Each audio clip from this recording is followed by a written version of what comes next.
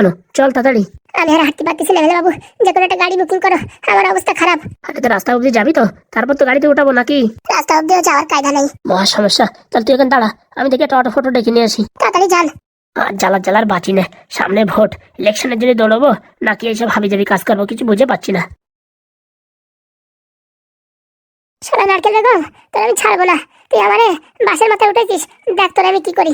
আরে পাদের বাচ্চা, তোর জীবন কান্দাই দেবো। নালি শালা আমার নাম বিজয় না, তারপর আমার বাড়ি বাইক সব বিক্রি করে দেবো, কিন্তু শালা পাদের বাচ্চারা দেখাই দেবো বিজয় কি জিনিস। হ্যাঁ, আমার সাথে এরকম ফাজলামি ডাকে নিয়ে ভালোভাবে এইরকম শাস্তি দিল, বলার মতো না আর। আয় আয় তাড়াতাড়ি, এখানে ট্যাক্সি আছে। বলছে এদিকে আসতে পারবে না? ওরা এখানে একটা গেট রয়েছে, তার জন্য ঢুকতে পারতেছে না। আয়। বলছে এমএলএ বাবু, সারা জীবন আপনার গোলামি করবো তাও ভালো, কিন্তু প্রতিশোধ নিতেই হবে। প্রতিশোধ তো নেবো, কিন্তু বুঝে শুনে নিতে হবে, বুঝতে পারছিস?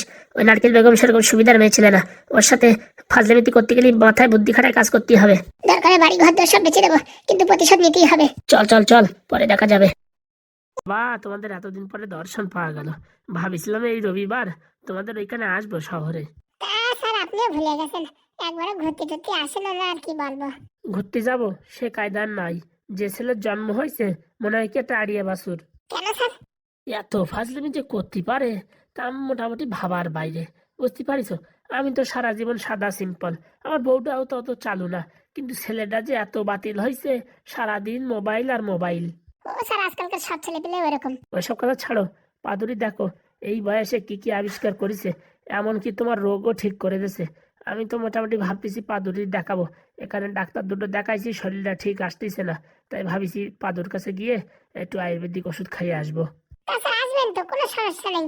আসবো আসবো, দেখি এই রবিবারে আসি নাকি। তা বলছি, এতদিন পরে কি মনে করে? ওই স্যার ব্যাংকে কিছু টাকা ছিল না, ওখান থেকে ভাবতেছি 10 লাখ টাকা উঠাই নেবো। হ্যাঁ উঠাই নাও, এসব ছোটখাটো ব্যাংকে টাকা রাখাও দুষ্কর। দেখিস আমি তোমার কি বলেছি? কেন স্যার, এই ঝলমলো ব্যাংক ভালো ব্যাংক না? আর ঝলমলো। ঠিক আছে ভাই, তাহলে শহরে ভালো একটা বড় দেখে ব্যাংকে বই করে ওখানে সব টাকা ট্রান্সফার করে নেবো। হ্যাঁ ভালো হয়, টাকা পয়সা তুলতেও ভালো হয়, জমা দিতেও ভালো হয়। এইসব ছোটখাটো ব্যাংকে কবে টাকা নিয়ে পুশ করে হওয়া হয়ে যাবে তখন টের পাবা।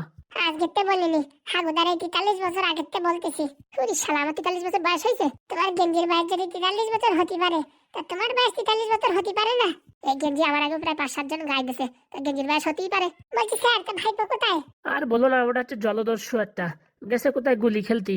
আর আমাদের ম্যাডাম? তোমাদের ম্যাডাম ওই পাশের বাড়ি সেলাই মেশিনে কাজ শিখতেছে।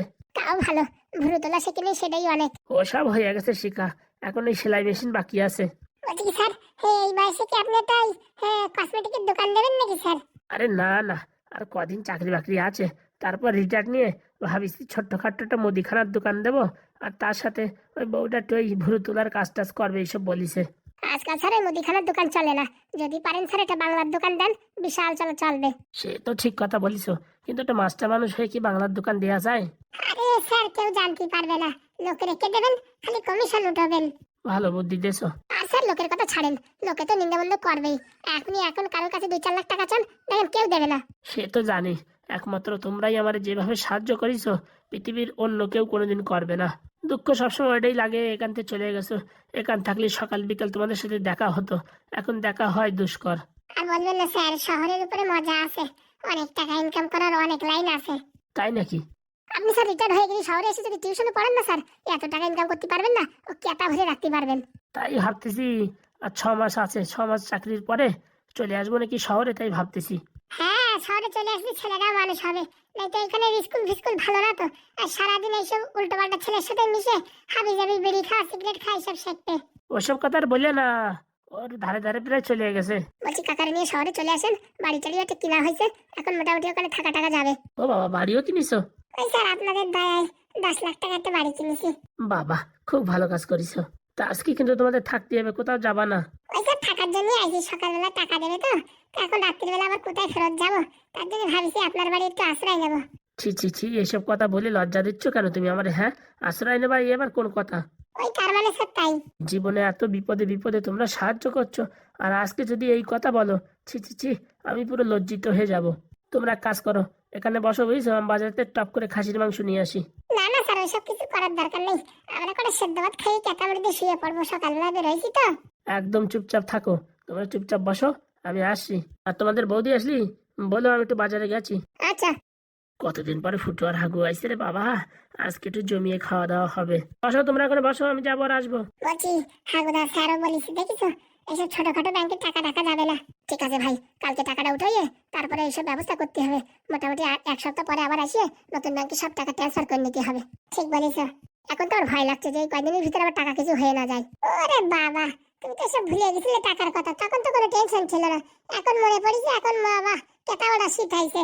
ঠিক বলেছিস ভাই, তাড়াতাড়ি কাজটা করতে হবে। কোন ছাড়া আমাদের বাড়ি ঢুকেছে? ভাই তো কেমন আছো? তোমাদের চেনা চেনা মনে হচ্ছে। ওই টাকলু কাকাটা চিনিছি মনে হচ্ছে। হ্যাঁ বাবা, আমি হাগু, আমার চিনিছো তো। তুমি আমার মুখে বাটে আইছিলে তাই না? একদম ঠিক ধরিছো, সব মনে আছে। হ্যাঁ, মুখে বাটে প্লাস্টিকের 3টে বাটি নিয়ে আইছো, কোনোটা খেলনাও আনোনি, আর আজকে আইছো খালি হাতে আইছো, একটা চকলেট আনোনি। আরে ভাই গো, আজকে তোরে অনেক কিছু কিনে দেবো, তোরে আমাদের সাথে বাজারে নিয়ে যাবো। সত্যি বলছো? হ্যাঁ, তোর কি দরকার? আমার না ছোট্ট একটা ভিডিও গেম দরকার। ঠিক আছে, কোনো সমস্যা নেই, পেয়ে যাবি। আর বাচ্চা না বিশাল কিনতে, কবে থেকে বলছি কি নেই দেয় না, কি নেই দেয় না। ও নিয়ে কোনো টেনশন করিস না ভাইপো, এখন আমরা এসে গেছি তো, তোর যা যা দরকার সব চেয়ে নিবি আমাদের কাছ থেকে। বলছি কি, বিড়ি টিড়ি খাও নাকি তোমরা? না, কেন? এই তো দেশলাই করতেছিলাম, এই রান্নাঘরের এখানে আগুন ধরাবো তো, শীত করতেছে, তাই দেশলাই আছে নাকি তাই শুনতেছিলাম। আমি তো আসি, হ্যাঁ, এখানে আমার বন্ধু আছে, বন্ধুর সাথে একটু কথা বলে আসি। ঠিক আছে। সারা দুজনের একজনের বিড়ি খায় না, ভাবছিলাম তোর পকেট থেকে বিড়ি ঝাড়বো, তাই আমরা বিড়ি খাই না। পাশের বাড়ি জেঠির পকেট থেকে বিড়িটা ঝাড়েছি, আমি আর আমার বন্ধু মিলে এখন খেয়ে ফেলি। বলছি হাগুদা, কি দেখছো? দেখতে স্যারের ছেলে তো এত ট্যালেন্টেড, আমি তো ভাবতে পারিনি এই বয়সে বিড়ির কথা বলছে। আমার মনে হয় কি, হওয়ার পরে একটা ইঞ্জেকশন দেয়, বোদের ইঞ্জেকশন। এরে বোদের ইঞ্জেকশনের বদলে মানে ফাজলিমির ইঞ্জেকশন দেছে। তা কতটা খারাপ বলিসনি। নেই তুই এত ছোট বয়সে এত পোতপাকা হতে পারে? বলছি হাগুদা, তুমি যখন ছোট ছিলে তখন বিড়ি খাইছো? আর বলিস না, একবারে বাবার পকেটে নিয়ে খাতিতে ধরা পড়ে উড়ি চালানো খাইছি। আমারও না ঠিক ওই একই ঘটনা। তাহলে তুই আমি যখন ফাজিল করেছি, ছাড়ের ছেলে করলি, আর কি অসুবিধা? চল একটু বসে যাই, চল বাজারে একটু টান করি, সকালে একটু হাঁটতে হাঁটতে হাত পাও ঝিনঝিন করে গেল। চলো। মা, চিন্তা করছিস কেন? তোমার ছেলে এখনো বাড়ি ফেরেনি যে? আরে ফিরবে ফিরবে, অনেকদিন পরে একটু ঘুরতে গেছে তো, একটু সময় লাগবে হয়তো। না না, ঘুরতে যাইনি তো, কাজে গেছে। ওই তার মানে তাই, একবারে কাজও করবে, মেলা দেখাও হবে। তবু সকাল থেকে এখনো আসেনি, ফোন করছি তা বলছে নট রিচেবল, নট রিচেবল। যাই হোক তাই হোক, আমার ছেলে না আসায় তোর মুখে এরকম দুঃখ কষ্ট দেখে আমি ভীষণ খুশি যে মোটামুটি আমার ছেলের তুই এত ভালোবাসিস, তা আমি বলে বোঝাতে পারবো না। ভালো না বেশি আর কি করবো বলো, স্বামী তো 10টা 5টা না, মাত্র একটা। সত্যি মা, আমি তো শ্বশুরদের যত ভালোবাসি না, তার থেকে তুই বেশি ভালোবাসিস আমার ছেলেকে। আমি যা দেখলাম, কি আর করবো বলো না, এইভাবে ভালোবাসতে থাক। আমি পট করে তোর জন্য গরম গরম কচুরি বানাই নিয়ে আসি। বড়ি ভালোবাসতে থাক, কত কষ্ট করে রাগ কন্ট্রোল করে রাখিস তুই জানিস? তুই খালি একবার হাতে জমিটা আসতে দে, তারপরে দেখ কি করি, তোদের এই বাড়ি থেকে ঘাড় ধাক্কা দিয়ে বের করবো। গিন্নি, আমি এসে গেছি। সারাদিন কোথায় ছিলে? ফোন করছি, ফোনও লাগে না, একবার ফোন করতে পারোনি? তোমার জন্য আমি তখন থেকে পথে বসে আছি। আর বলো না, অনেক কাজ ছিল তো তাই লেট হয়ে গেছে। বলছি এরকম ঘুরে ঘুরে হাঁটছো কেন? সত্যি কথা বলবো না মিথ্যে কথা বলবো? সত্যি কথা বলো, মিথ্যে কথা বলবো কেন? মানে তোমার জন্য আম পাড়তে গেছিলাম গাছে, বুঝেছো, ডাল ভেঙে নিচে পড়েছি, আর নিচে ওই একটা পাথর ছিল, ধাপ করে আমার পাচায় গুদুম করে লাগিছে, এখন হাঁটতে পারতেছি না। পাচায় লাগিছে? আর বলো না গিন্নি, বসতে পারতেছি না, লজ্জার কথা কারোর বলতেও পারছি না। ও কিছু না, 2-4 দিন পর ঠিক হয়ে যাবে। তা আম আনিস? আম ধরবো তার আগেই তো পড়ে গেছি। পড়বা পড়বা, আমটা নিয়ে পড়বা তা না, তোমার জন্য সকাল থেকে কিছু খাইনি। তোমার আমি বারবার বলি আমার জন্য না খেয়ে বসে থাকবা না, তবু তুমি না খেয়ে বসে থাকো কেন গো? তোমার টেনশন গো, আমার টেনশন। আর কি বলবো, কোনো একটা চাকরি বাকরিও ঠিকঠাক পাচ্ছ না। আরে ব্যবসা করলে তো হতো। ব্যবসা করতে অনেক টাকা লাগে, সে টাকা কে দেবে? বলছি কি, একটা কাজ তো করতে পারো, তোমার বাবার কাছে তো টাকা নিতে পারো। ও বাবা, আমার বাবা টাকা দিয়া মানে জমির ধরতে টাকা নিয়া, তাহলে কি করবা? তাই তো ভাবছি, এমএলএ বাবুর ওখানে কাজ করে পোষাচ্ছে না। বলছি কি, আমাদের একটা বিউটি পার্লার খুলে দিতে না, তাও অনেক টাকা ইনকাম হতো। সেটা তো ঠিক বলিস, কিন্তু টাকা পয়সাও হাতে নেই। বলছি মারে বলো না যে এরকম এরকম দোকান খুলবো, জমিটা তোমার নামে লিখে দিতে, মানে বাড়িটা। বাড়ি আমার নামে লিখে দিলে কি টাকা পাওয়া যাবে? বেচতে কি দেবে বাড়ি? আরে বেচা লাগবে না, বাড়ি দেখায় লোন উঠাবা, সেই লোনের টাকা দিয়ে তুমি তো ব্যবসা করবা ছোট্ট করে, আর আমার বড় একটা বিউটি পার্লার খুলে দেবা। দেখবা কয়দিনের ভিতরে টাকা ঝাঁকঝাঁক করে আসবে। সামনে আবার বিয়ের সিজন। কথাটা ভালো বলিস, তা তুমি বিউটি পার্লারে কাজ পারো? কেন, আমার চুল কাটা কিরকম হয়েছে আমি নিজে কেটেছি, আর ভ্রুত তুলা কিরকম হয়েছে, ভালো হয়নি? ওরে বাবা, তোমার তো মানে আকাশের চাঁদের মতন হয়েছে। তাহলে আমার কাছে কাস্টমার আসবে না? কি যে বলো, রেশনের দোকানের মতো লাইন দিয়ে দাঁড়ায় থাকবে। তাহলে আবার দেরি কেন? ঠিক আছে মারে বলবো, দেখি। মারে বলো, আমি তোমার জন্য সরষের তেল গরম করে নিয়ে এসেছি, তোমার যেখানে ব্যথা সেখানে একটু ঘষে দেবো। ওরে না না না না না, তার দরকারে সরষের তেল ঘষে দিলে জ্বালা যন্ত্রণায় বাঁচতে পারবো না। সত্যি না, তুমি একটা কাজ করো, আর কি বলবো। বাবু তুই এসে গেছিস? এই যে মা, সবে মাত্র এলাম। আর মা বলো না, আজকে তোমার বাবু যে কাজ করেছে তা কি বলবো? কি করেছে, মাছ ধরতে গেছিল নাকি? এই না না, এসব কথা বলো না। আম গাছে আম পাড়তে গেছিল, ওখান থেকে পড়ে নিচে পাতা ইটি গুতো খাইছে, এখন হাঁটতে পারতেছে না। কি যে করিস আর কি বলবো। না না মা, বেশি লাগেনি। এনে ধর, তাড়াতাড়ি এটা খেয়ে নে। বলছিলাম কি মা, একটা কথা বলবো, রাগ করবে না তো? বল তো। বলছি কি, তোমার ছেলের তো এখন কোনো চাকরি নেই, এমএলএ বাবুর কাজ করে, সবসময় তো কাজ বাজ থাকে না, আর পরবর্তীতে উনি ভোটে জিতেও থাকবে কিনা তার কোনো গ্যারান্টি আছে? তার জন্য আমরা ছোটখাটো একটা ব্যবসা করলে হতো না? সে তো ভালো কথা। আমি বিউটি পার্লারে কাজ জানি, আমি একটা দোকান দিলাম বিউটি পার্লারে, আর তোমার ছেলে একটা মোবাইলের দোকান দিল, তাহলে ভালো হয় না?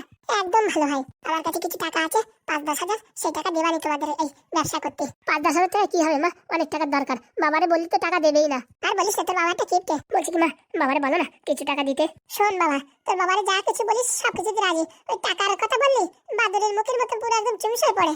বলছি কি মা, যে কথাটা তোমার বলতে যাচ্ছি, এই কথাটা বললে আবার খারাপ ভেবো না। না না মা, তুই বল তো। বলছি কি, এই বাড়িটা যদি আপনার ছেলে নামে লিখে দেন, তারপর আমরা লোন উঠায় ব্যবসা করবো, আর প্রত্যেক মাসে মাসে কিস্তি ভরবো। তাতে তোমাদের টাকাও দেওয়ার দরকার নেই, আর মোটামুটি কোনো কিছু করার দরকারও নেই। কথাটা তো ভালো বলিস। তা তোমার শ্বশুর কি বিষয়ে রাজি হবে? আপনি আগে কথাটা শ্বশুর মশাইকে বলেন, যদি রাজি হয় তারপরে আমরা বুঝায় বলবো। হ্যাঁ মা, এখন তো আমি ভদ্র হয়ে গেছি, দেখো না কোথাও যাইলে বাড়ি থাকি সারাক্ষণ, বউ যা বলে তাই শুনি। এখন যদি একটা ব্যবসা করে জীবনে দাঁড়াতে পারি, তাহলে তো তোমাদেরই ভালো। বলো, সবাই বলবে অমুকের ছেলেটা ব্যবসা করে ভালো উন্নতি করেছে। আর বিউটি পার্লার তো কোনো লস নেই, লোক আসলেই পয়সা। আর আমি যা কাটিং জানি না, একদম চুরুত করে কাটিং দেবো, পুরুত করে লোক এসে যাবে। আর মা, আমি রিচার্জ করবো, মোবাইল বিক্রি করবো, ভালো হবে না? হ্যাঁ বাবা, ভালো হবে। তাহলে তুমি বাবার সাথে কথাটা বলো, বাবা যদি রাজি হয় ঠিক আছে, তাহলে তো ভালো। রাজি না হলে তুমি একটু রাজি করো। মা দেখো, এখন বিয়ে থা করেছি, ইনকাম না করলে কি করে চলবে বলো? আজ বাদে কাল তোমার নাতি আসবে, তখন তাদের কি করে পুষবো বলো? ও বাবা, তাই নাকি?